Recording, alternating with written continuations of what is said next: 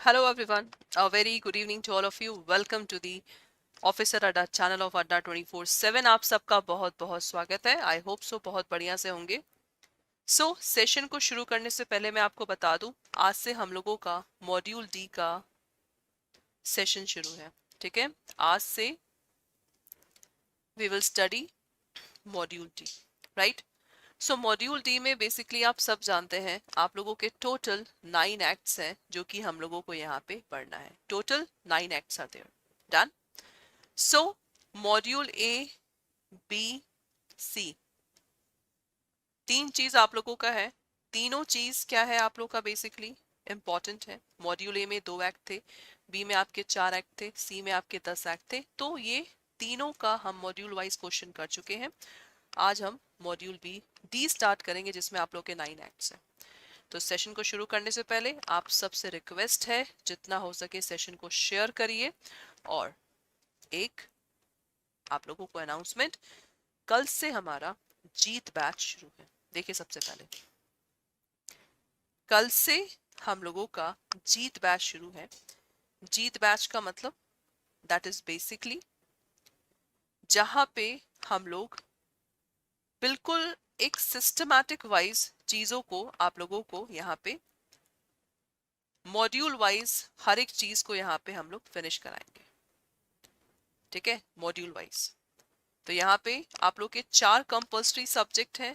ठीक है, तो चारों कंपल्सरी सब्जेक्ट आप लोगों का यहाँ पे होगा। दैट इज एबीएम, एबीएफएम, बीआरबीएल और बीएफएम। Is that okay? और इस सेशन में जैसा कि आप यहाँ पे देख सकते हैं, यहाँ पे आप लोगों को मॉड्यूल वाइज के साथ साथ आप लोगों के मॉक पेपर भी हैं। लाइव सेशन होगा आप लोगों का, right. Live session will be there and so many things. और आप लोगों के इसमें ई बुक्स भी अवेलेबल होगा। तो जिसको भाई ई बुक्स देखना है, आप लोग यहाँ पे सिंपली ई बुक्स भी, इससे आप लोग अच्छे से आप लोग यहाँ पे रिविजन कर सकते हैं। So this is all about your Jeet batch. So आप में से जो भी यहाँ पे कैंडिडेट्स हैं, do not forget to enroll in this batch. आपको सिर्फ कूपन कोड यूज करना है यहाँ पे, that is Y391 for the maximum discount up to 81%। ठीक है, अप टू 81%। ये आपका जीत बैच है। और यहाँ पे विक्ट्री बैच भी है, that is for the English medium. तो अगर आपको इंग्लिश मीडियम में बैच लेना है तो आप लोग यहाँ पे इंग्लिश मीडियम भी बैच को ले सकते हैं। Is that okay? तो चलिए अब हम सेशन को यहाँ पे स्टार्ट करते हैं।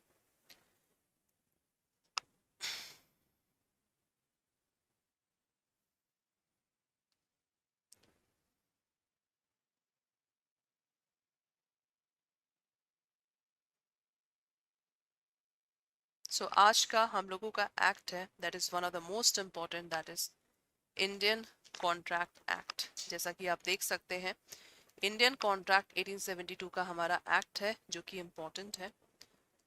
तो पहले एक छोटा सा इंट्रोडक्शन। अगर मैं इंडियन कॉन्ट्रैक्ट की बात करूं, that is basically divided into the 2 part. Journal principal of contract 1872 and the next is special principle of contract. ठीक है, ये भी आप लोग का सेम है। तो जर्नल प्रिंसिपल ऑफ कॉन्ट्रैक्ट क्या होता है, जहां पे हम लोगों को जो कॉन्ट्रैक्ट का है ना, उसका एक formula we have to study. और ये फॉर्मूला क्या है? Offer plus acceptance is equal to agreement plus law enforceability is equal to contract. ये हमारा सिंपल सा फॉर्मूला है किस चीज का? मॉड्यूल डी का जनरल प्रिंसिपल कॉन्ट्रैक्ट। और स्पेशल प्रिंसिपल ऑफ कॉन्ट्रैक्ट में हमें सिर्फ 5 कॉन्सेप्ट पढ़ने हैं। Contract of indemnity, guarantee, pledge, bailment and agency. तो ये 5 कॉन्सेप्ट है जो कि हमें स्पेशल प्रिंसिपल ऑफ कॉन्ट्रैक्ट में पढ़ने हैं। तो इन्हीं दोनों को मिला के हमारा इंडियन कॉन्ट्रैक्ट यहाँ पे कंप्लीट होता है। ठीक है, तो चलिए स्टार्ट करते हैं हम लोग अपने क्वेश्चंस मॉड्यूल डी के। सबसे पहला क्वेश्चन आप लोग के स्क्रीन पे ये रहा। So guys tell me in the first question that valid contract का क्या मतलब है? It is made by free consent, competent party, lawful consideration and lawful object, या ऑल ऑफ द अबव। बताइए, वैलिड कॉन्ट्रैक्ट का क्या मतलब है? What is valid contract? तो भाई अगर मैं वैलिड कॉन्ट्रैक्ट की बात करूं, section 10 talks about the valid contract, which is also known as the backbone of Indian contract, section 10. ठीक है? तो it is made by free consent, made by competent of party, lawful consideration, lawful object, and all of them. This is your valid contract. So valid contract में free consent का मतलब without any pressure, competent का मतलब होता है +18, sound mind, not disqualified by law, lawful consideration का मतलब होता है that is something for something, and the lawful object, and all of the above. So first का यहाँ पे जो एग्जैक्ट आंसर है that is for the valid contract, this D is the right answer. और सेक्शन 10 याद रखिएगा, देखिए sections भी आप लोग का पढ़ना इंपॉर्टेंट है. That is the backbone of Indian contract. That's it. Okay, this is the backbone of Indian Contract Act. So D is the right answer. Next. That is made by words written. Express contract, implied contract, tacit contract, unlawful contract. बताइए क्या चीज words और written के द्वारा बनता है? Express का मतलब होता है the contract which is made in written and oral. Implied का मतलब होता है एक्ट को देख के मालूम चलता है the contract is going on. Tacit is the part of implied contract.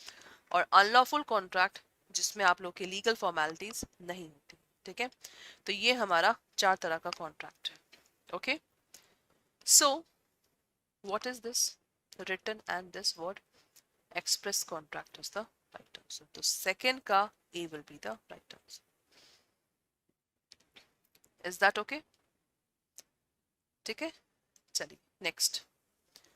Which of the following relationship raise presumption of positive influence? Presumption of positive influence. Parents and child, religious or spiritual guru and discipline, guardian and ward, या all of the above. बताइए. Which of the following relationship raise presumption of positive influence? एक होता है negative influence, जैसे भाई किसी को hypnotize करके उसका सारा प्रॉपर्टी लेना, that is a negative influence. Positive influence, हम किसी को पॉजिटिवली इन्फ्लुएंस करते हैं कोई चीज करने के लिए जिससे कि उसका अप्रिसिएशन हो. तो क्या पेरेंट्स और चाइल्ड में होता है, रिलीजियस स्पिरिचुअल गुरु और डिसिप्लिन में होता है, गार्जियन एंड वॉर्ड, या ऑल ऑफ द अबव? बताइए which of the following is the right answer. तो यहाँ पे एग्जैक्ट आंसर क्या है? D is the right answer in तीनों. Okay, this is the right answer. Done. Next. Drawing cash from ATM. ATM से cash निकालना. Sale by fall of hammer at an auction sale are the example of express contract, implied, tacit या unlawful. बताइए which of the following is the right answer.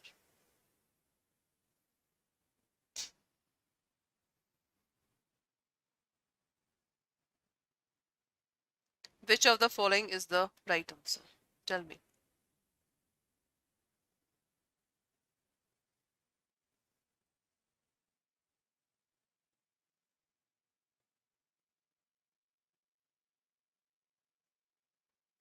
Drawing cash from ATM, sale by the fall of hammer at an auction sale are the example of what? Express, implied, tacit या unlawful contract.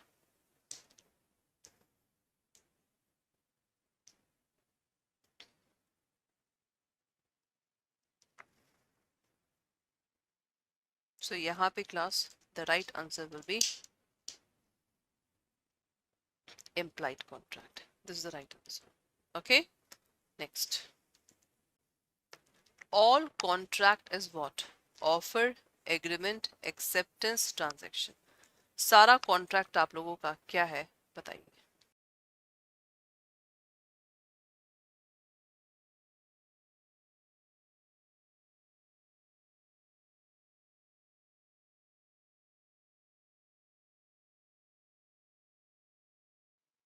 बताइए class, सारा contract क्या है आप लोग का?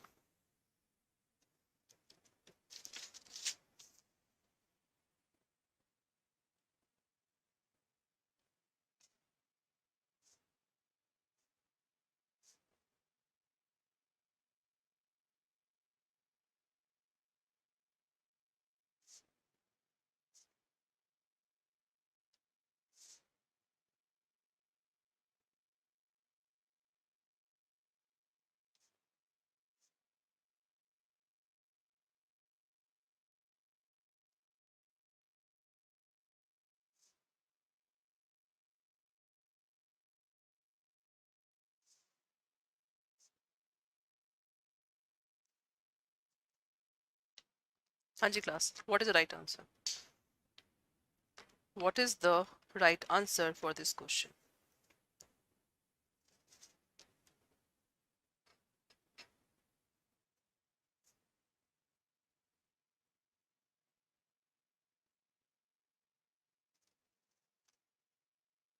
सो all contracts is an agreement. क्यों? क्योंकि हमने एक कोटेशन सुना होगा ना, all contract are agreement but all agreement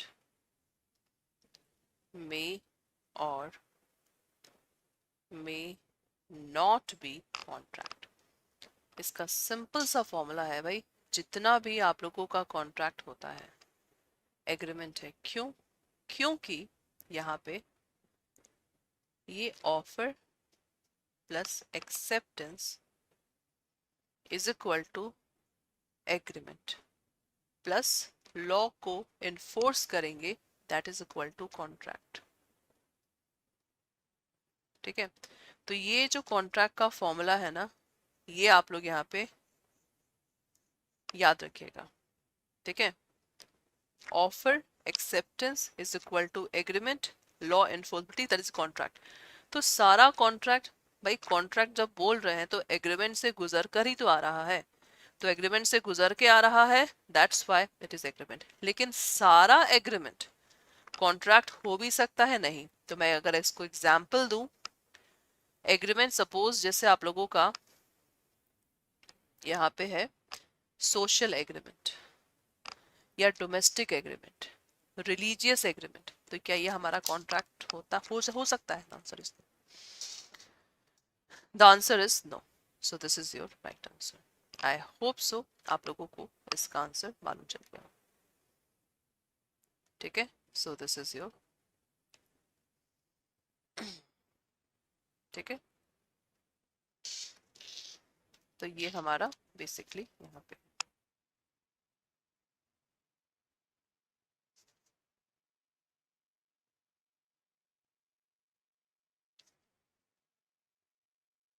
done.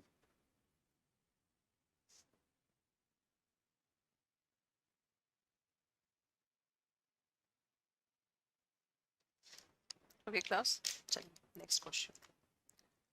Next question है हमारा, over a cup of coffee in a restaurant, A ने इनवाइट किया वाई को डिनर पे संडे को।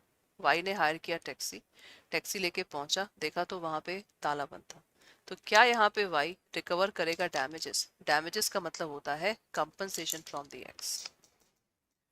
बताइए class, that is good question, that is good question.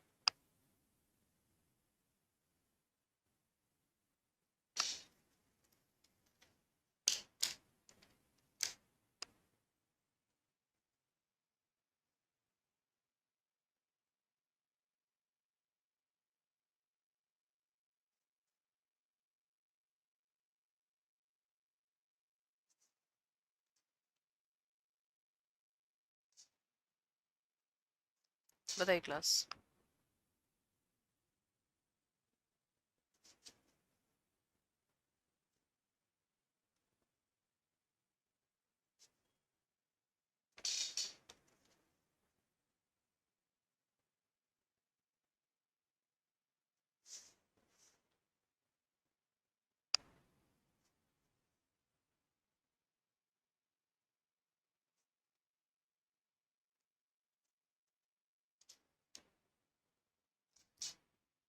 सो यहाँ पे कोई कंपनसेशन नहीं मिलेगा, no. The intention was not to create legal, because ये सोशल है, होता रहता है। ठीक है, नेक्स्ट। जो गुड्स डिस्प्ले होते हैं in a shop window with a price label, इसको क्या बोलते हैं? ऑफर, एक्सेप्टेंस, इनविटेशन या काउंटर ऑफर? बताइए। Good display in a shop window with a price label will amount to what?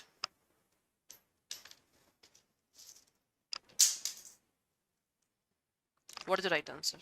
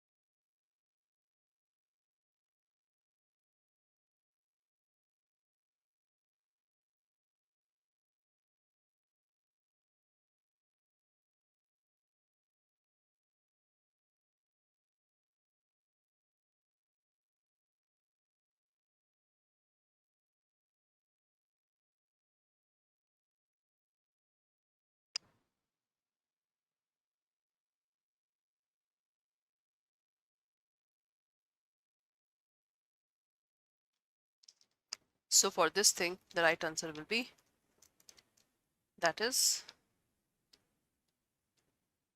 display invitation, because invitation to offer में we are inviting. ठीक है, invitation to offer में याद रखिएगा हम क्या करते हैं, invite करते हैं. ठीक है, जैसे सेल लगता है, राइट, सेल लगता है, तो that is called invitation to offer. So this is the right answer. Okay, I hope so you understand.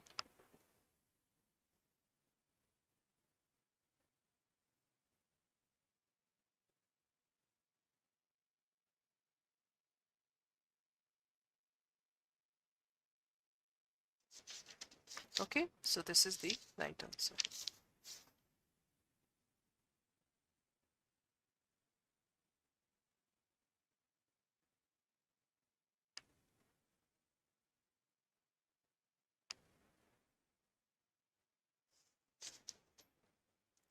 Now, next, a contract is made. आपके सामने examples है, आपको बताना है contract क्या example है. A buy a book from a shop. X bid a public auction. X agree with Y to discover a treasure by magic. Z agree to attend the birthday party of his friend. बताइए, इसमें से contract का मुझे example बताइए. contract का example बताइए.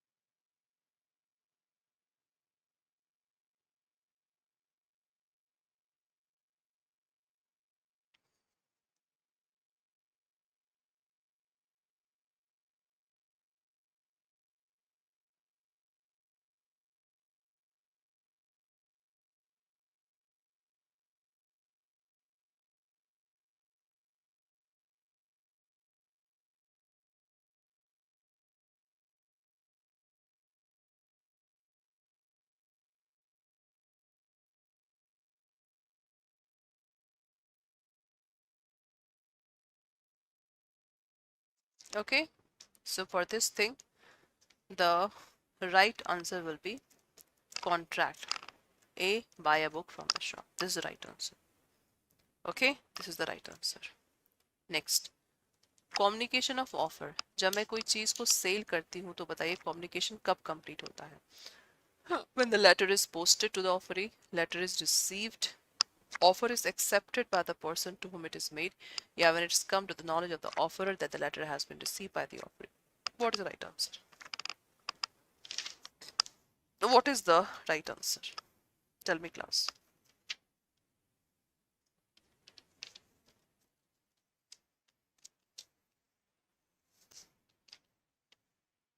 What is the right answer?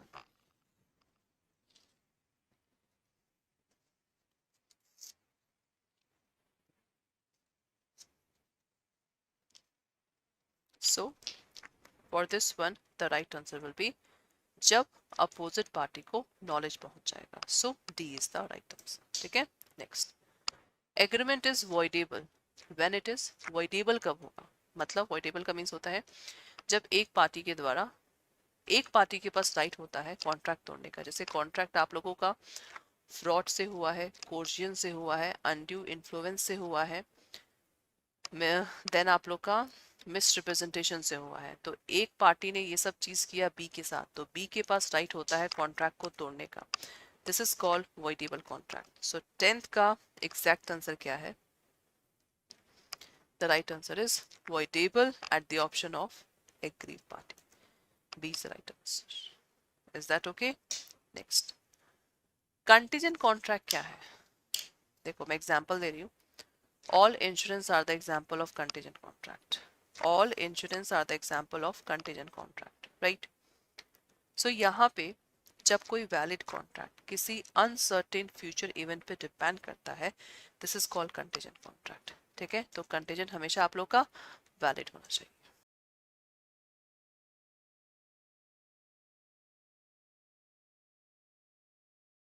Hello everyone, a very good evening to all of you. Welcome to the law and welcome to the Officer Adda channel of Adda 24/7. आप सबका बहुत बहुत स्वागत है. मैं निकिता सिंह आप लोगों की लीगल मेंटोर CAB एग्जाम जून 2024 के लिए यहाँ पे प्रेजेंट हुई हूँ. तो गाइज, आप में से जो भी यहाँ पे कैंडिडेट्स है, सेशन को शुरू करने से पहले मैं आपको बता दूं कि हमारा यहाँ पे आज से जीत बैच शुरू हो चुका है। जैसा कि आप देख सकते हैं यहाँ पे लाइव टारगेट बैच आप लोगों का 13 फरवरी, राइट। सो जो लीगल का क्लास है, that is your BRBL subject, शुरू हो चुका है। टाइमिंग इसका कब है? 6 से 7 बजे का टाइमिंग है। अभी मैं आप लोग को स्टडी प्लान सारा बता दूंगी। आप लोगों के 3 सब्जेक्ट आज से शुरू होने जा रहे हैं। पहला टाइमिंग ये था, दूसरा टाइमिंग आप लोग का 9 से 10 PM है, BFM का प्रवीण सर का, और दूसरा टाइमिंग 10 से 11 है आप लोग का सुप्रभा मैम का। तो आप में से जो भी यहाँ पे कैंडिडेट्स हैं, जीत बैच आप लोग इनरोल कर सकते हैं। आज पहला ही क्लास था ओरिएंटेशन क्लास, जहाँ पे हम लोगों ने डिस्कशन किया है सिलेबस का। इस बैच को लेने के लिए आप लोग कूपन कोड यूज कर सकते हैं Y391, क्योंकि अभी आप लोग का 80% तक का डिस्काउंट यहाँ पे चल रहा है। तो आप में से जितने भी कैंडिडेट्स हैं, इस बैच में आप लोगों का लाइव क्लास है। लाइव क्लास के बाद आप लोगों के यहाँ पे बेसिकली सेशंस हैं, जैसे रिकॉर्डेड सेशन मिलेगा आप लोग को, देन इसमें मॉक पेपर है, ई बुक्स हैं, और ऑफ काफ़ी बहुत कुछ चीज़ें आप लोगों को इसमें गिवन है। तो अगर आप लोग को इस बैच को एनरोल करना है, आपको ये कूपन कोड यूज़ करना। इंग्लिश मीडियम का भी बैच है, आप लोग देख सकते हैं यहाँ पे, ठीक है। चलिए क्वेश्चंस करते हैं इंडियन कॉन्ट्रैक्ट के। इससे पहले हम लोगों ने कल भी कॉन्ट्रैक्ट के क्वेश्चंस किए थे, बट वो जनरल प्रिंसिपल ऑफ कॉन्ट्रैक्ट थे। अब आप लोग का स्पेशल प्रिंसिपल ऑफ कॉन्ट्रैक्ट के क्वेश्चन है, जहाँ पे हम लोग 5 टर्म्स को, क्वेश्चंस को समझेंगे। Indemnity, guarantee, bailment, pledge, agency. ये हमारे 5 टर्म्स हैं जिसको हम लोग करेंगे। सबसे पहला क्वेश्चन आप लोगों के स्क्रीन पे ये रहा। The person in respect of whose default the guarantee is given. किसके डिफॉल्ट पे हमारा जो गारंटी है वो दिया जाता है? बताइए, किसके डिफॉल्ट पे?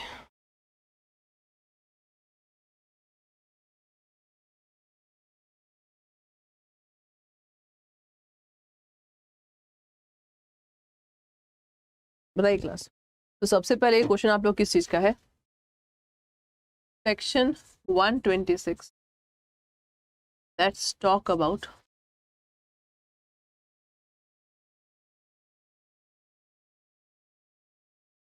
कॉन्ट्रैक्ट ऑफ गारंटी, जहाँ पे प्रिंसिपल, डेटर, ये आपका क्रेडिटर, श्योरिटी। तो इसमें क्या होता है भाई? क्रेडिटर प्रिंसिपल डेटर को पैसे देता है। अगर प्रिंसिपल डेटर पैसा नहीं दे पाता है, in that case the surety will give money on the behalf of principal debtor.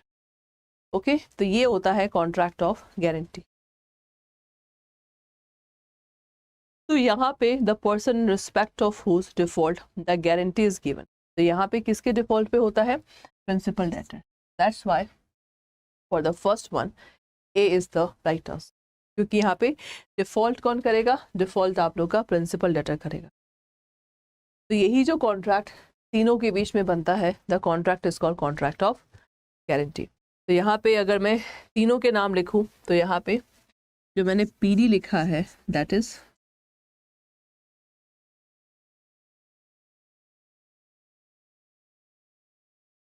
Principal debtor. जो C लिखा है, दैट इज क्रेडिटर। और जो S लिखा है, दैट इज कॉल्ड श्योरिटी। तो ये हमारे 3 टर्म्स है, 3 पार्टी हैं, ठीक है। और याद रखिएगा, सबसे पहला कॉन्ट्रैक्ट हमारा इन दोनों के बीच होता है, दूसरा कॉन्ट्रैक्ट इन दोनों के बीच होता है, तीसरा इन दोनों के बीच होता है। तो क्वेश्चन आए तो याद रखिएगा 3 पार्टीज हैं और हमारा 3 कॉन्ट्रैक्ट है। That is important. 3 पार्टीज हैं और हमारे 3 कॉन्ट्रैक्ट है। तो ये टर्म आप लोगों का इम्पोर्टेंट है। This term is important in this one, okay. तो principal, debtor, creditor, surety, and that is this. I hope so आप लोग को समझ में आ गया होगा। Next question, which type of guarantee is given for series of transaction? General guarantee, implied guarantee, continuous guarantee, general और कंटिन्यूस गारंटी, बताइए what is the right answer?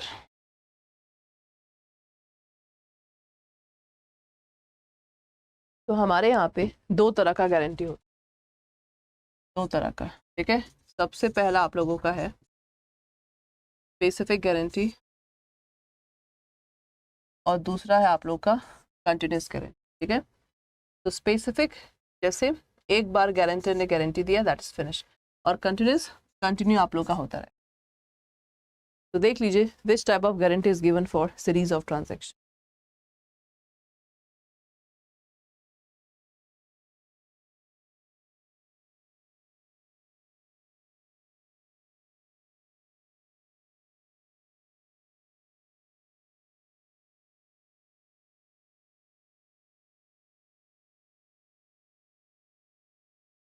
Which type of guarantee is given for the series? तो series में याद रखिएगा that is continuous.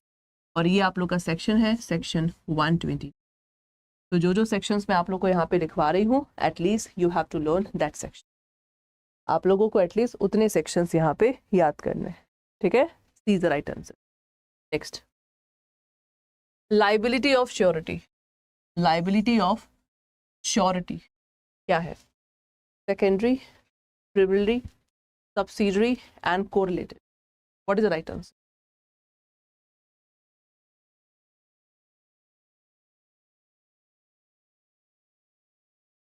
Liability of surety.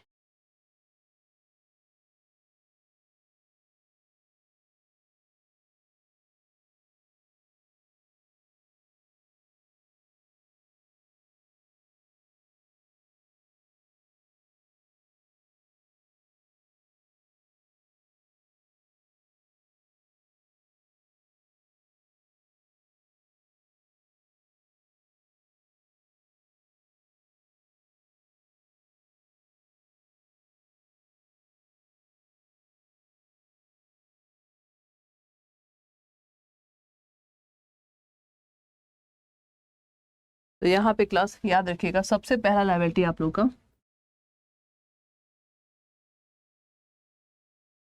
Principal debtor का होता है और दूसरा श्योरिटी का। तो secondary is the right answer, ठीक है। अगर आप लोग के क्वेश्चन में को एग्जिस्टेंस लिखा रहे ना तो को एग्जिस्टेंस पे टिक मार्क करिएगा, क्योंकि कभी कभार वो भी आप लोगों के गिवन रहता है, ठीक है। तो को कॉन्ट्रैक्ट, कॉन्ट्रैक्ट ऑफ गारंटी किसका कंसर्न जरूरी होता है? श्योरिटी का, क्रेडिटर का, डेटर का, या ऑल ऑफ दी अबव? बताइए।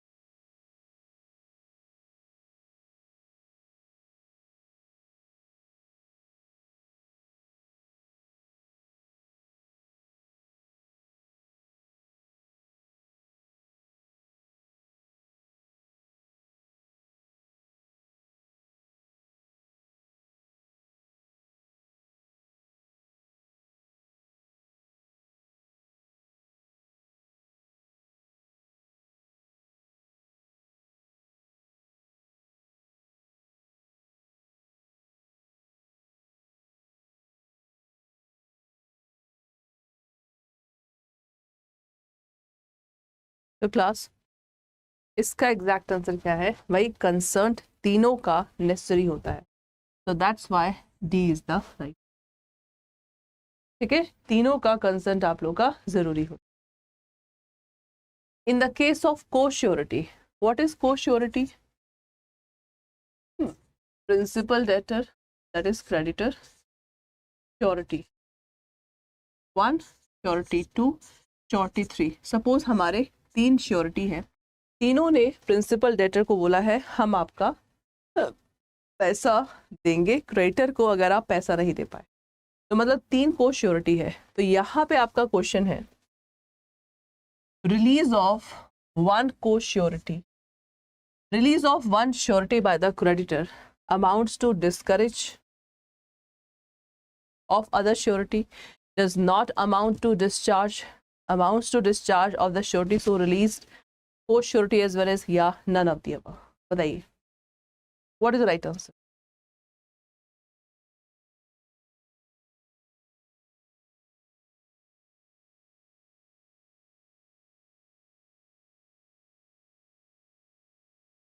What is the right answer for this question?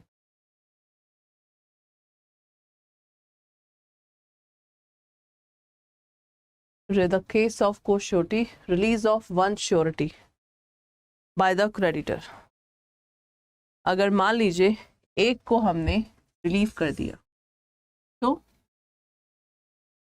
It does not amount to, क्योंकि सबका लायबिलिटी अलग अलग है। मान लीजिए इसको 10,000 पे करना है, इसको 20,000 पे करना है, इसको 30,000, तो वो डिपेंड करता है।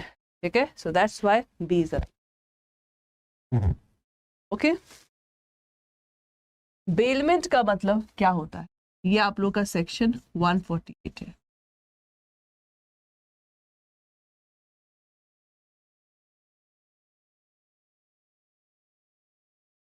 What is bailment? The delivery of things entrusted for the some special purpose or object upon the contract, delivery of goods free of cost, delivery of goods without cost of welfare of public या none। तो यहाँ पे class the term bailment, जब एक person किसी और को goods transfer करता है फॉर पर्टिकुलर पर्पस, और जैसे ही पर्पस अकम्प्लिश होता है बी ए का सामान वापस दे देगा, दैट इज कॉल्ड बेलमेंट। ये हमारा सेक्शन 148 में गिवन है। तो यहाँ पे section 148 right answer is a. This is the right answer. A will be the right answer for this question. Is that okay? Next, pledge contract बेली किसे कहते हैं? जैसे प्लेज में प्लेज है, ये आप लोग का बेलमेंट है।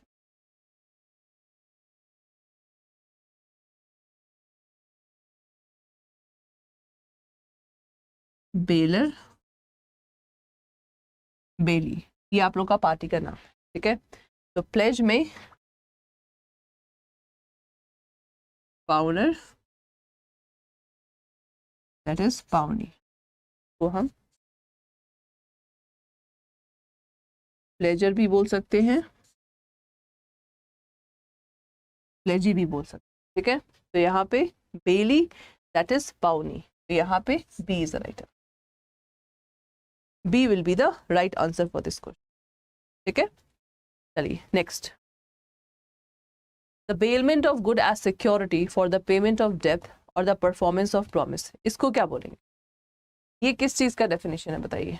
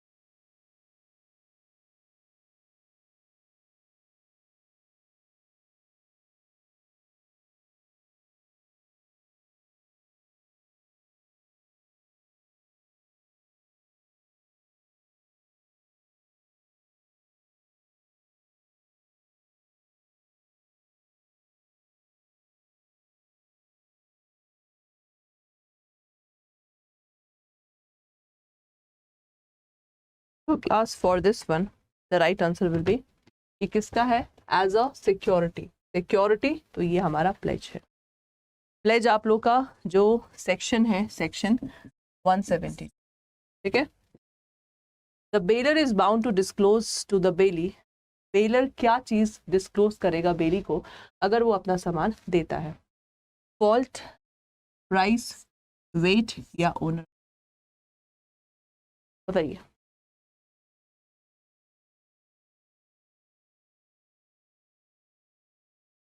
तो यहाँ पे इसका एग्जैक्ट आंसर क्या है? The bailor is bound to disclose the bailee fault of the good. 9th का A will be the right.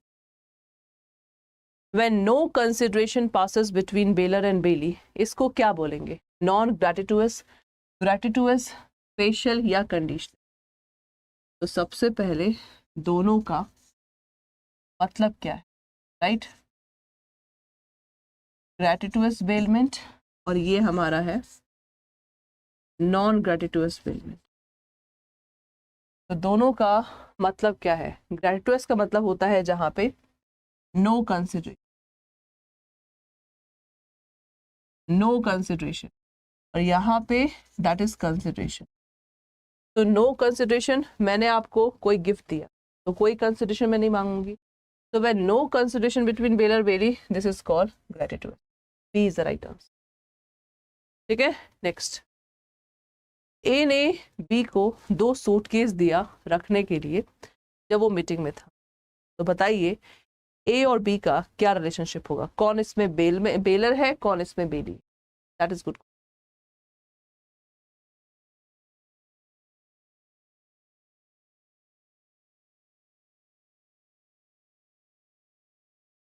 बताइए दोनों का relation, you have to tell दोनों का रिलेशन।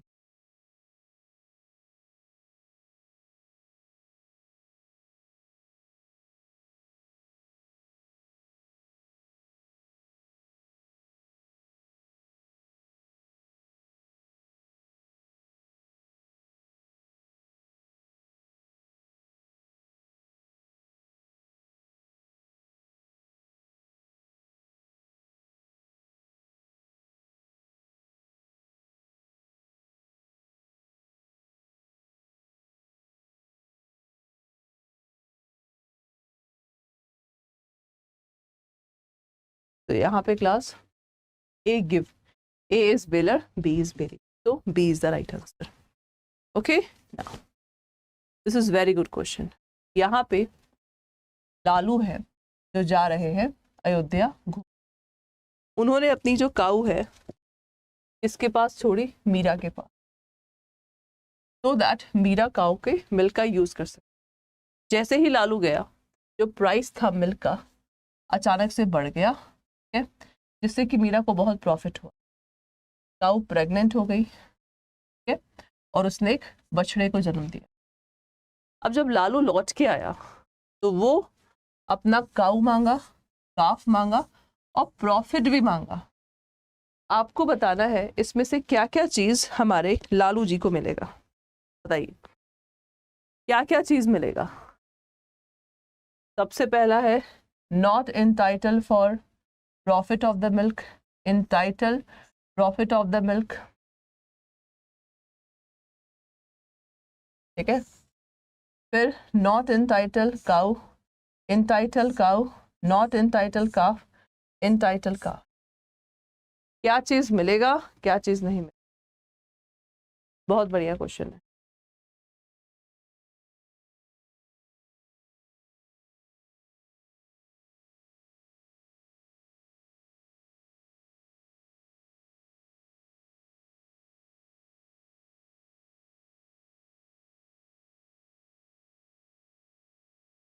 तो यहाँ पे class the right answer will be what? The right answer is, सबसे पहले प्रॉफिट नहीं मिलेगा, A is the right answer, A is the right answer. This this this entitle for cow, बिल्कुल भाई काउ उसकी है, 4 4 आंसर आपका सी या डी में से। लालू इज नॉट एंटाइटल, भाई बछड़ा भी मिलेगा, कोई भी इंक्रीज हुआ मिलेगा, 6, तो D is the right answer, D is the right answer. तो ऐसे क्वेश्चंस को ऐसे किया जाता है। So guys, 124, what we have learned? Indemnity. 126, guarantee. 148, bailment. 172, pledge. 182, contract of agent. फटाफट इसको आप लोग सेक्शन ए याद कर लीजिए.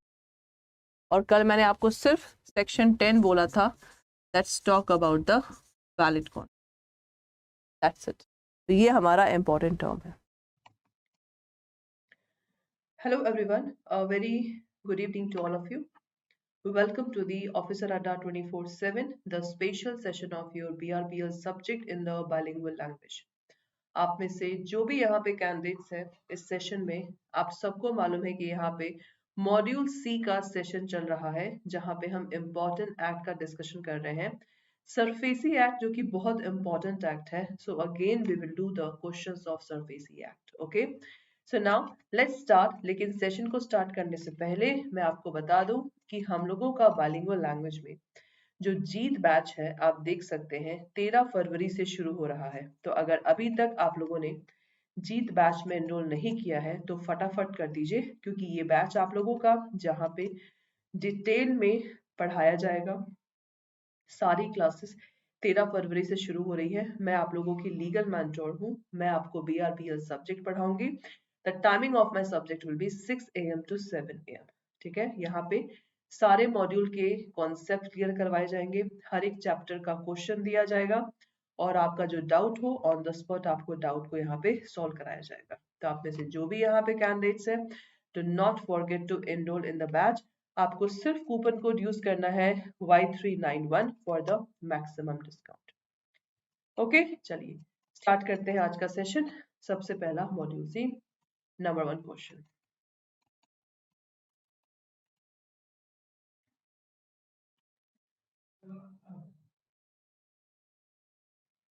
ओके, देखिए सबसे पहला question. Where the management of the business of a borrower. Suppose borrower एक कंपनी है, राइट? तो उसका जो बिजनेस है, the management of the business as defined under Company Act 2013 is taken over by the secured creditor. Management किसने ले लिया है? Secured creditor ने ले लिया है. Then notwithstanding anything contained in the said act or in the memorandum or article of association of such borrower, what will be the right answer? No resolution passed at any meeting of the shareholder of such company shall be given effect to unless approved by the secured creditor. It shall not be lawful for the shareholder of such company or any other person to nominate or appoint any person to be the director of the company. No proceeding for the winding up of such company or for the appointment of receiver in respect shall be lie in any court except with the consent of the secured creditor. या D आप लोग का है all of the above. So what will be the right answer for this question? जो भी यहाँ पे candidates हैं जल्दी से सेशन को लाइक कर दीजिए, सेशन को शेयर करिए. और आप लोगों का इस बार का जो क्विज कंपटीशन है सैटरडे को 12 बजे होगा. द टॉपिक विल बी लोक अदालत और limitation act. So be ready class. बताइए.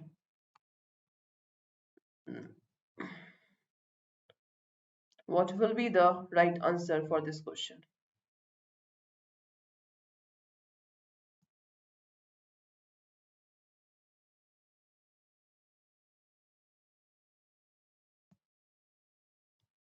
हाँ जी क्लास. क्वेश्चन आप लोग का सिंपल है बहुत.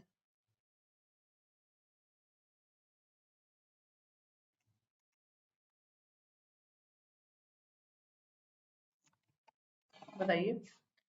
जब बोरोवर पैसे नहीं दे पाता, बोरोवर कंपनी है, तो सपोज सिक्योर क्रेडिटर उसका मैनेजमेंट ले लेगा. So anything contain in this, what he can do.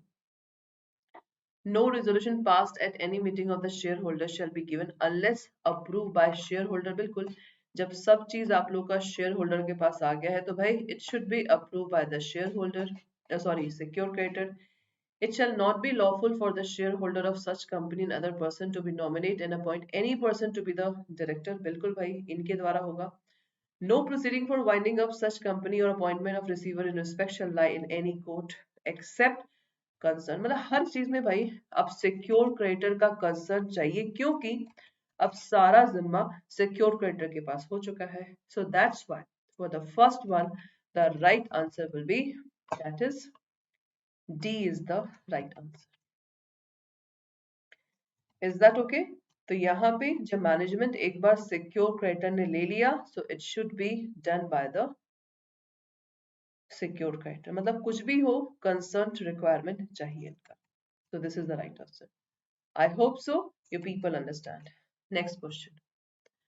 The sale of immovable property under SURFACI rule in the first instance shall take place before the expiry of from the date on which the public notice of sale is published in newspaper. 40 days, 30 days, 20 days या 10 days. बताइए. What will be the right answer?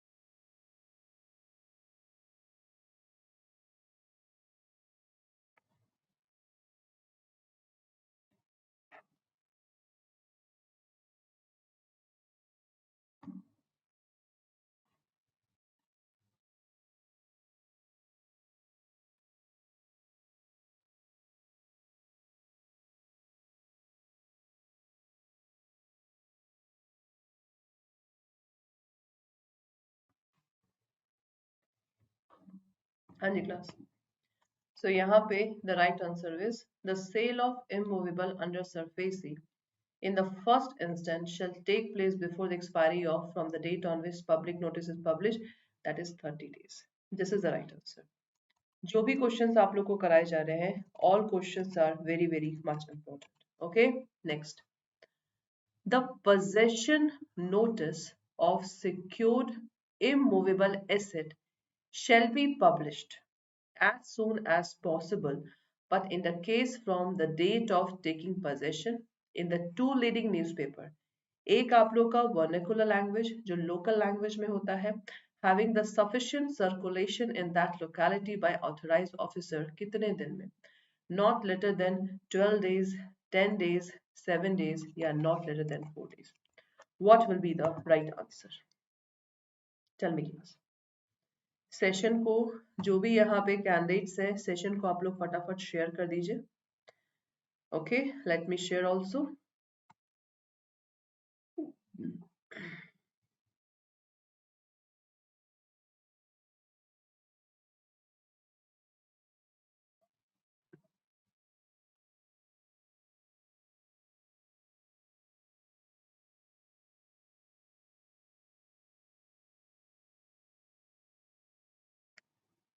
बताइए class, what will be the right answer for this question?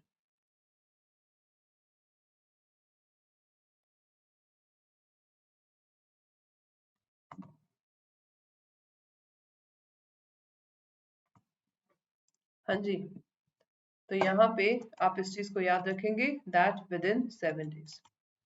7 days is the right answer for this question. Okay, now next question on the screen is that where the possession of secured assets, secured का मतलब भाई हमने कुछ security को दे रखा है. So where the possession of secured assets to be taken by secured creditor are movable property.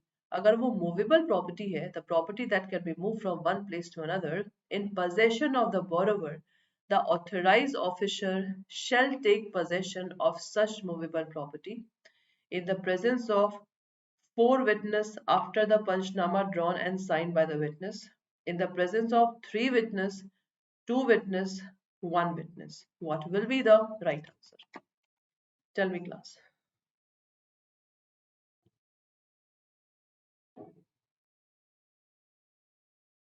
These all questions are very, very much important. What will be the right answer?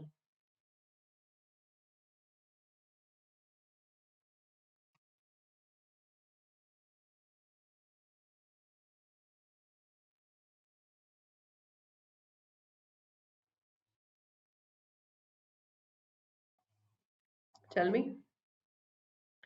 Witness का मतलब होता है गवाह, तो यहाँ पे कितने गवाह चाहिए आप लोगों को? And that one signed by this one. So here in the presence of 2 witnesses. So fourth C will be the right answer for this question. Okay? जैसे किसी भी डॉक्यूमेंट में अगर हमारा कोई अगर है अटेस्टेड चाहिए तो एटलीस्ट 2 विटनेस हम लोगों का रिक्वायरमेंट होता है. ठीक है? This is the right answer. Next. Where the borrower is a body corporate, the demand notice shall be served on the registered office or any other branch of such body corporate as specified, on the head office or any of the branch of such body corporate. इसको मैं highlight कर लेती हूँ so that you can understand registered office, head office, corporate office, representative office. बताइए कहाँ पे we will send the demand notice? बताइए कहाँ पे? Where we have to send the demand notice?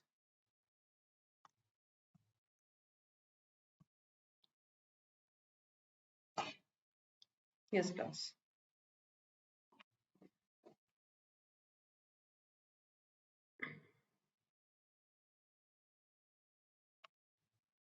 So where borrower is a body corporate, the demand notice shall be served.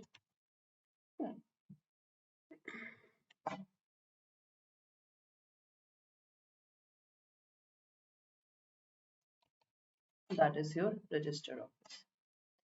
A is the right answer. Okay, next.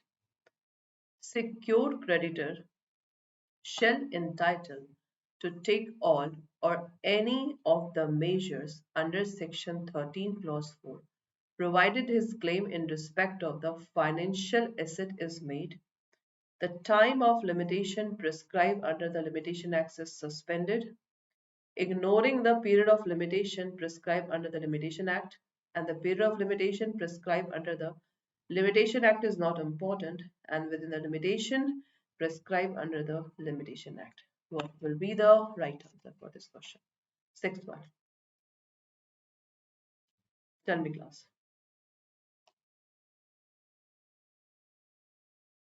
जैसे आप limitation act जानते हैं, for every suit, for every appeal, and for every application, there need a what? Limitation. Within that limitation, you have to file the case. अगर limitation के अंतर्गत case file नहीं किया, your time will be dismissed. Because court आप सब जानते हैं, supreme court एक है, हाई कोर्ट 25 है, पॉपुलेशन 140 करोड़ है. सो कोर्ट आपका वेट नहीं करेगी. आप लोगों के पास जितना टाइम पीरियड है, उस टाइम पीरियड में you people have to file the case. That's it.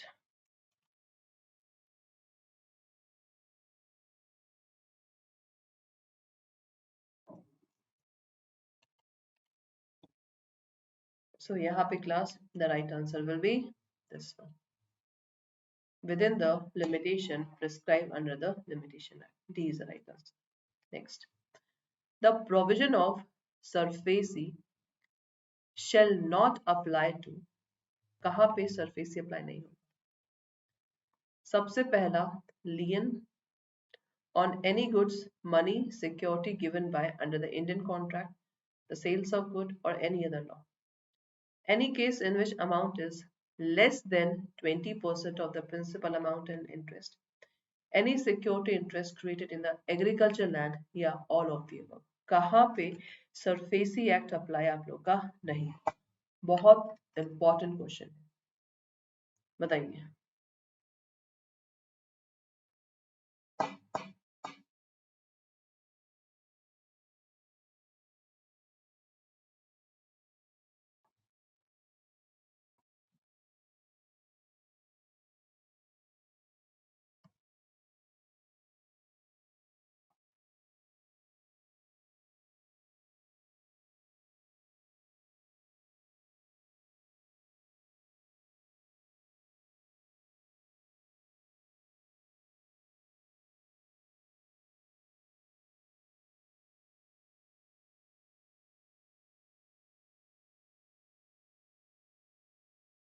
Yes, class. What will be the right answer for this question?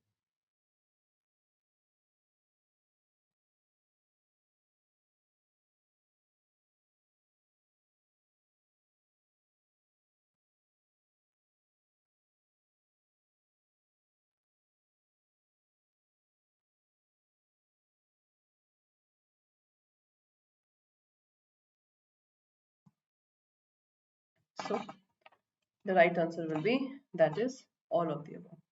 किसी में भी सरफेसी एक्ट आप लोग अप्लाई नहीं होगा. So D is the right answer. D is the right answer for this question. Okay, next. The central registrar of a central registry shall have the transaction relating to creation of security interest, securitization of financial assets, reconstruction of financial assets, or all of the above. What is the right answer?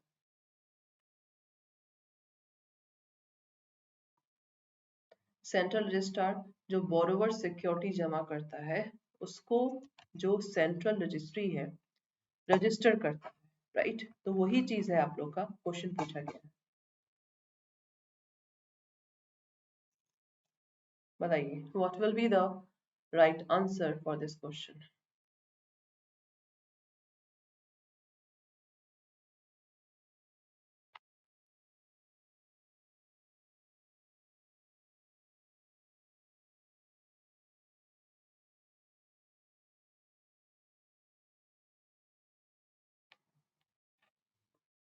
So for this thing, the right answer will be that is all of the above. D is the right answer. Next. The central government may set up a registry to be known as Central Registry for the purpose of registration of ARC company, registration of transactions of securitization, registration of transaction of securitization and the reconstruction of financial assets and the creation of security interest, या registration of financial transactions involving the creation of security interest. What will be the right answer for this question? आप में से जो भी यहाँ पे candidates हैं 13 फरवरी again I am saying जहाँ पे आप लोग का बैच शुरू हो रहा है. अगर आपको डिटेल में सारे मॉड्यूल के कॉन्सेप्चुअल क्लास पढ़नी है तो आप लोग जीत बैच में इनरोल कर लीजिए. एग्जाम से पहले ये बैच आप लोगों का फिनिश हो जाएगा, एग्जाम से पहले. तो अभी मौका है, आपको सिर्फ कूपन कोड यूज करना है Y391 for the maximum discount और एक बैच सफिशिएंट है आप लोगों के सिलेक्शन के लिए. अगर आप चाहते हैं हमारे साथ नवंबर दिसंबर तक, अगर आपका चाह है कि मैम 3 सब्जेक्ट में अभी क्रैक करूंगा, 2 सब्जेक्ट नवंबर दिसंबर में, तो आप लोग CIB का महापैक ले लीजिए. एक बार ले लेंगे महापैक तो आप लोग दिसंबर तक हमारे साथ जुड़े रहेंगे. जो भी हम बैच बनाएंगे सब आपको मिलेगा CIB के महापैक में. So for this one the right answer is C. ठीक है, C will be the right answer. Next. For making appeal before DRT, बताइए कितना अमाउंट डिपॉजिट करना पड़ता है बोरोवर को? कितना अमाउंट? 50%, 40%, 30%, 20%? बताइए.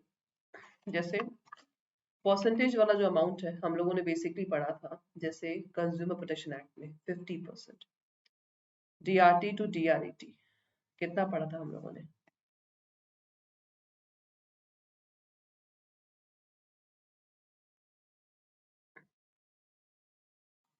So this is also 50%.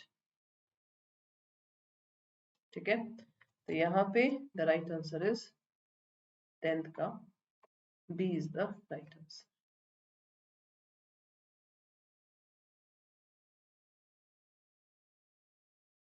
Hello everyone, very good evening to all of you. Welcome to the Officer Adda 24/7, the special session of your BRBL subject in the bilingual language. गलती से English medium का session अभी चल गया था, but don't worry, अब आप लोग का सेशन यहाँ पे लाइव चल रहा है. सो जो भी यहाँ पे कैंडिडेट्स है, आज आप लोग का लास्ट सेशन है मॉड्यूल सी का, जहाँ पे हम डिस्कस कर रहे हैं क्वेश्चन आंसर एमएसएमई और बैंकर्स बुक एविडेंस एक्ट का. तो आप में से जो भी यहाँ पे न्यू कैंडिडेट्स है, आप लोग देखिए ये सेशन आप लोगों का डेली 9 बजे बाइलिंगुअल का यहाँ पे चलता है. ठीक है, बाइलिंगुअल यहाँ पे आप लोग का सेशन चलता है और आज मॉड्यूल सी का लास्ट है और मंडे से हम स्टार्ट करेंगे मॉड्यूल डी. तो इस तरह हम लोगों का जो मॉड्यूल वाइज है ना वो सारा यहाँ पे कंप्लीट हो गया. तो आप में से जितने भी यहाँ पे कैंडिडेट्स हैं, सेशन को लाइक करिए, डेली सेशन में आइए और ABC कंप्लीट हो गया है, सेशन को देखना जरूर मत भूलिए. ठीक है, तो चलिए यहाँ पे स्टार्ट करते हैं अब हम लोग यहाँ पे क्वेश्चन आंसर. लेकिन क्वेश्चन आंसर कराने से पहले एक बहुत इंपॉर्टेंट इन्फॉर्मेशन, आप लोगों का जो जीत बैच है, जैसा कि आप देख सकते हैं 13 फरवरी से शुरू हो रहा है. ठीक है, इस बैच में लाइव क्लासेस है, रिकॉर्डेड सेशन है, देन जो भी यहाँ पे चारों कंपल्सरी सब्जेक्ट्स के मॉक पेपर है और आपका ई बुक्स भी है. तो अगर आपको ये लाइव बैच चाहिए तो आपको कूपन कोड यूज करना है Y391 और सेल आप लोगों का अभी लाइव है. ठीक है, सेल आप लोगों का लाइव है. तो चलिए, मॉड्यूल सी में एमएसएमई एक्ट और बैंकर्स बुक एविडेंस एक्ट. तो बैंकर्स बुक एविडेंस एक्ट तब बना था जब हमारे इंडिया में न लोक अदालत था न ओम्बड्समैन था. तो सारे जो बैंक के डिस्प्यूटेड मैटर थे वो हमारे कोर्ट में जाते थे. और MSME basically micro small medium enterprise development act 2006, ये एक्ट बना है जो भी हमारे निचले तबके के, मतलब जो भी रूरल एरियाज के लोग हैं, वो लोग अपना बिजनेस करना चाहते हैं तो उनको भी अब सुविधा है, यहाँ पे पैसे बैंक से मिल सकते हैं. ठीक है, तो चलिए सबसे पहला क्वेश्चन, जो एमएसएमई एक्ट है बताइए कब फोर्स में आया? 1 अप्रैल 2006, 2 मार्च 2007, 1 मई 2006 या 2 अक्टूबर 2006? बताइए. आप में से जो भी यहाँ पे कैंडिडेट्स हैं, सेशन को फटाफट यहाँ पे लाइक करिए.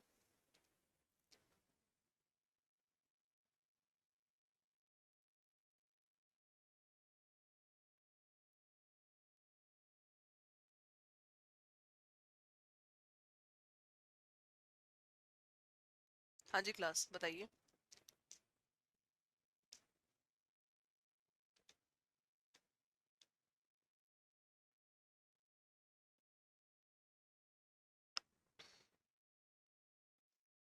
What is the right answer?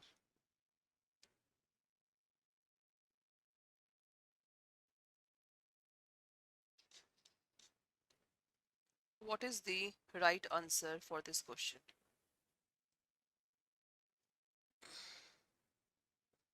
So यहाँ पे class the right answer will be 2 October 2006. This is the right answer. Okay. Now, next. Consider the following statement with reference to India. ठीक है. According to MSME Act 2006, the medium enterprise are those with an machinery between is 1 crore and 25 crore. All bank loans to the micro, small, medium enterprise qualify under the priority sector. So, which of the following is correct? Only one sentence, second sentence, both 1 and 2, and neither 1 and neither 2. What is the right answer? Tell me, class. What is the right answer?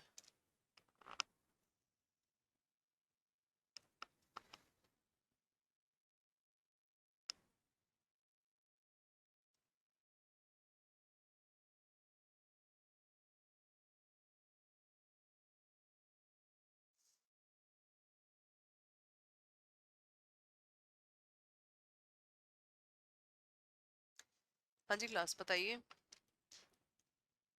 आप लोगों का यहाँ पे जो basic MSME के turnover और investment है आप लोगों को याद होना चाहिए। मैंने पेड क्लास पढ़ाते वक्त भी बोला था आप लोगों में विदाउट ऑप्शन क्वेश्चंस आते हैं, तो विदाउट ऑप्शंस में micro enterprise, medium enterprise, small enterprise का क्या इन्वेस्टमेंट है, क्या टर्नओवर है, ये आपको याद होना चाहिए।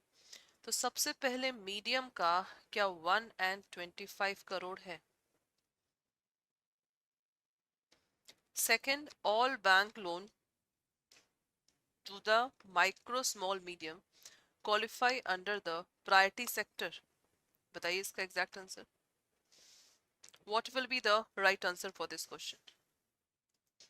सी क्लास, अगर मीडियम एंटरप्राइज का मैं आपको बताऊं तो यहाँ पे 50 इंटू 5 दैट इज 250 करोड़ आप लोग का टर्नओवर है, ये आपका इन्वेस्टमेंट है। तो ये 1 और 25 लिखा है तो पहला तो बिल्कुल रॉन्ग है। और all bank loan to the micro small medium enterprise qualify under the priority sector, ये आप लोग का ये भी रॉन्ग है। So that's why D is the right answer, neither one neither two. Okay, यहाँ पे जो आप लोगों का है देख सकते हैं, neither one neither two, that is the right answer. Okay next, जो एमएसएमई है governed by which ministry of India?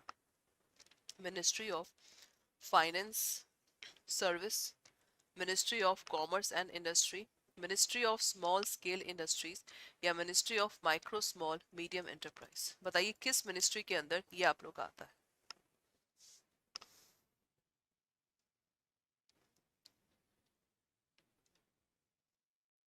किस मिनिस्ट्री के अंदर आप लोगों का ये चीज आता है?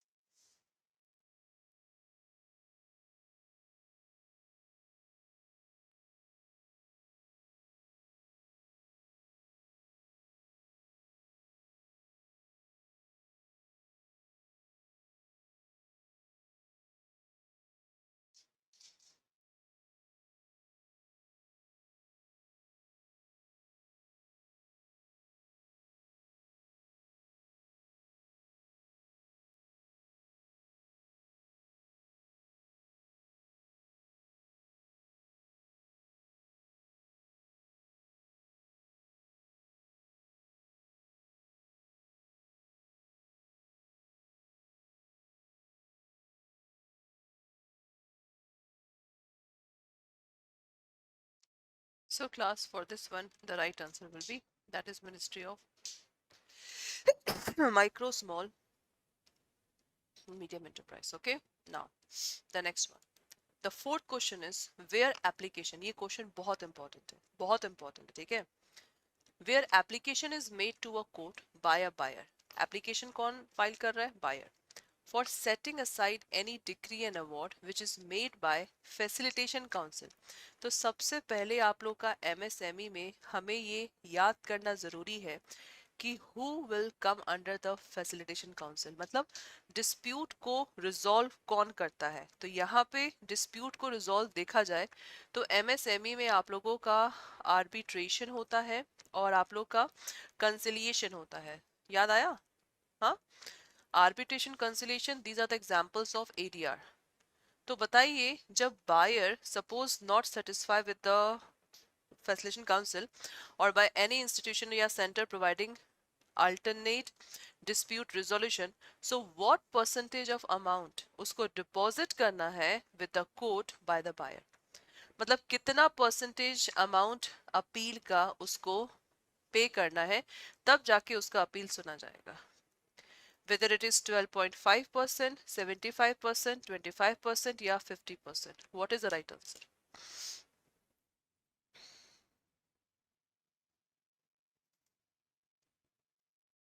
बताइए भाई, मैं आपको हिंट दे देती हूँ। जैसे हम लोगों ने कंज्यूमर प्रोटेक्शन एक्ट में पढ़ा था, जब डिस्ट्रिक्ट से स्टेट जाते हैं, स्टेट से नेशनल जाते हैं, वी हैव टू पे 50%। याद आया?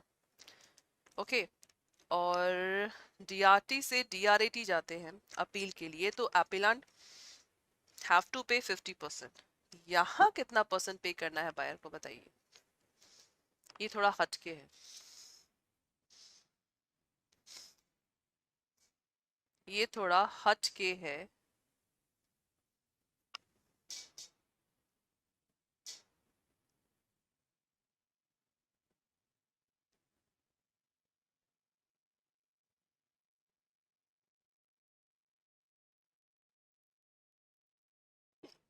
बताइए class, what is the right answer? What is the right answer?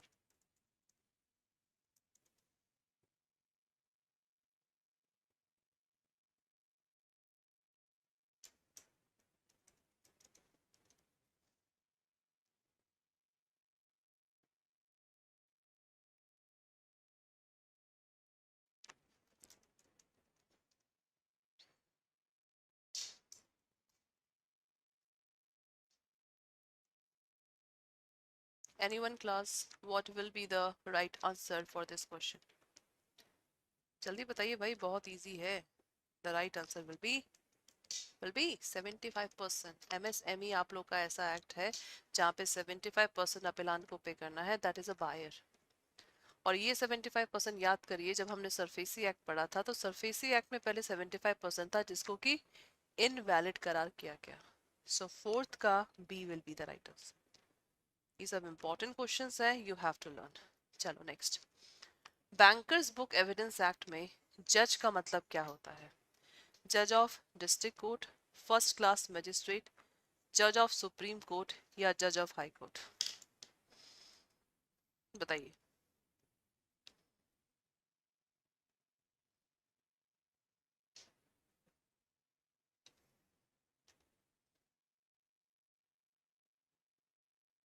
What is the right answer?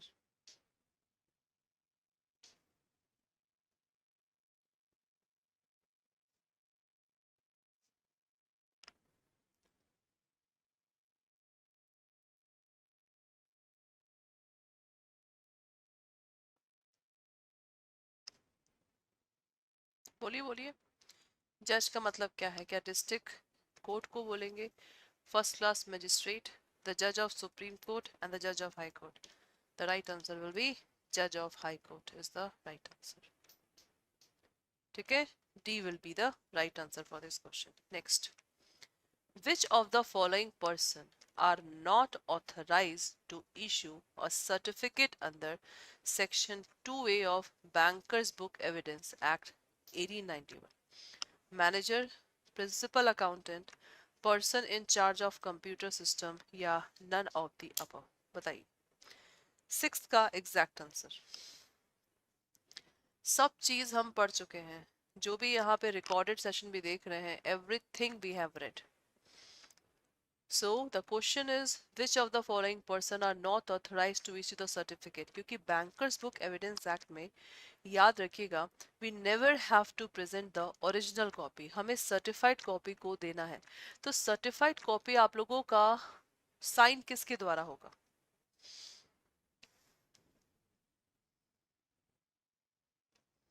Manager, principal accountant, person in charge of computer system या नन ऑफ द अबव?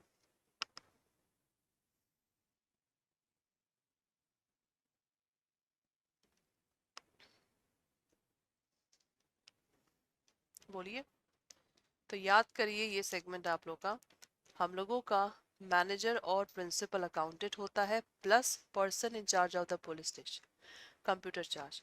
तो ये तीनों authorise होते हैं, so none of the above will be the right answer. ठीक है, तीनों authorise होते हैं, साइन करते हैं, so that's why D will be the right answer for this question. Is that okay? Next, a court might order a bank to prepare and produce copies of entries relevant to the matter in issue accompanied by the certificate that no other entries are to be found in the books, and such order has to be served in how many clear days before the same is obeyed? 3, 5, 4 or 7? What is the right answer?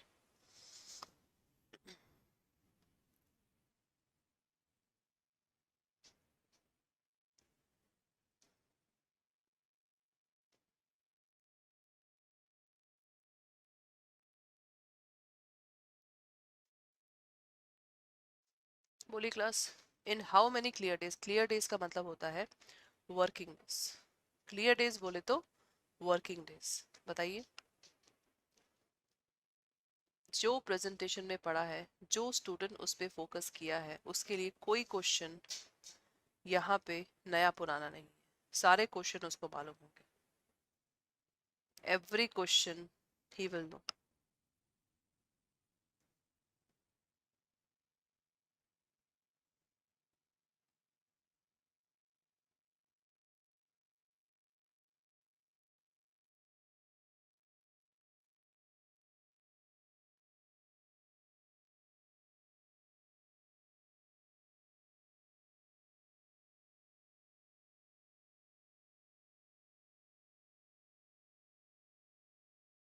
So for this one, the right answer is 3 clear days.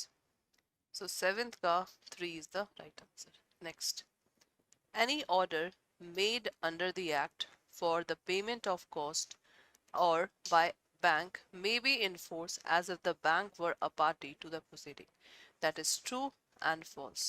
देखिए, जब कोई भी आप लोग का matter होता है, suppose x versus y, right, जब बैंक आपका पार्टी नहीं होता है, so if bank is not a party, so आप बैंक के ऑफिसर को नहीं बुला सकते हैं कोर्ट में।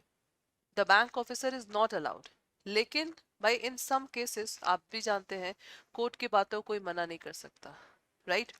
सो tell me, any order under this act जो भी बनता है payment of cost by the bank may be enforce the bank और the party to proceeding. The answer will B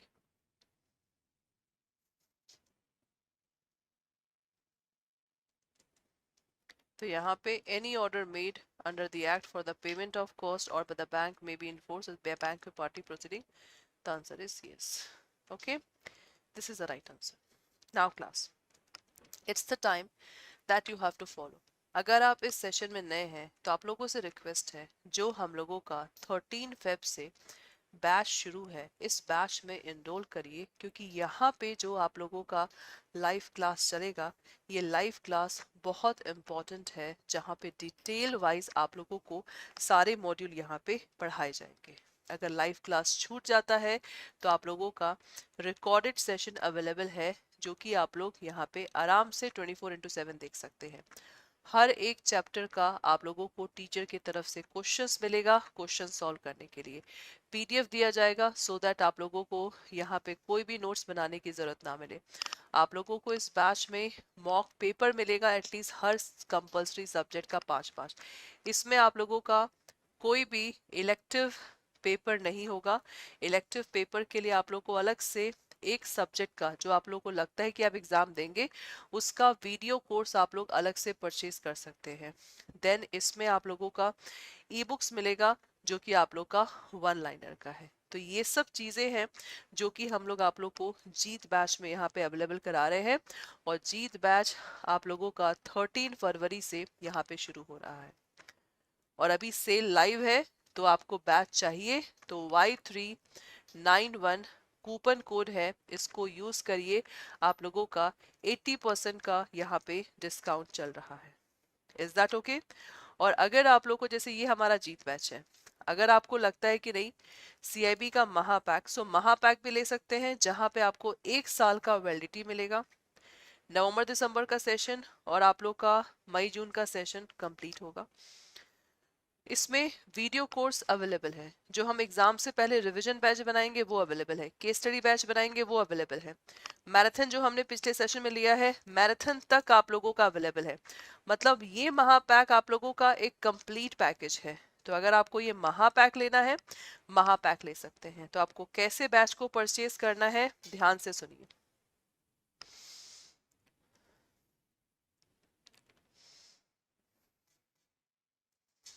आप लोग यहाँ पे जाइए, अड्डा 24/7 यहाँ पे ओपन करिए, ठीक है? क्या ओपन करेंगे? अड्डा 24/7। तो गूगल क्रोम आपने ओपन किया, ये देखिए ऑल कोर्सेज पे जाइए, जेआईबी सीआईबी सीआईबी जून 2024 डीवी चल रहा है, देख लीजिए सीआईबी का महापैक जहां पे हर एक चीज आपको मिलेगा। बाय नाउ पे क्लिक करिए, कूपन कोड Y391, अप्लाई पे क्लिक करो, देखो 69% का डिस्काउंट है, यानी एक साल में सिर्फ आपको इतना पे करना है, सब चीज अवेलेबल है।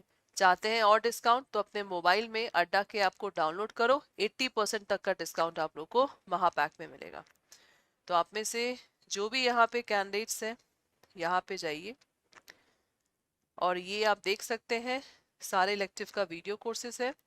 देन आप लोग के मैराथन है, मिनी मैराथन है, प्रैक्टिस पेपर है, इवन हर एक बुक का भी आप लोगों का यहाँ पे अवेलेबल है पैक, ठीक है।